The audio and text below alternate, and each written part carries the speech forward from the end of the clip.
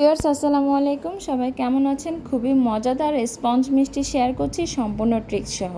আমি 2 কেজি খাঁটি গরুর দুধ নিয়েছি, তার সাথে হাফ কাপ পানি ও হাফ কাপ ভিনেগার দিয়ে মিক্স করে নিয়েছি। ভিনেগার খুব স্ট্রং, তাই পানিটা মিক্স করেছি। দুধ যখন সম্পূর্ণ উতরাতে শুরু করেছে, আমি চুলা বন্ধ করে কিছুটা ভাপ বের করে 2 থেকে 3 বারে পানি মিক্স করে আমি ছানাটাকে নিয়েছি। তারপর ভালোভাবে ধুয়ে পানি ঝরতে দিয়েছি। শিরার জন্য 4 কাপ চিনি ও 6 কাপ পানি দিয়ে দিয়েছি। তারপর আমি শিরাটা উতরাই চুলার একপাশে রেখে দিয়েছি। এখন 2 কাপ ছানার জন্য 2 চামচ সুজি, 1 চামচ কর্নফ্লাওয়ার ও 1 চামচ চিনি দিয়ে ভালোভাবে মথে নিয়েছি। তারপর একদম ক্র্যাক ছাড়া মিষ্টিগুলো তৈরি করে নিয়েছি, দেখতেই পারলেন। তারপর চুলা কমিয়ে আমি উতরানো শিরাতে দিয়ে দিয়েছি। দেখতেই পাচ্ছেন ফুলে ডাবল হয়ে গিয়েছে। আমি 15 মিনিটের মতো জাল করেছি। একদম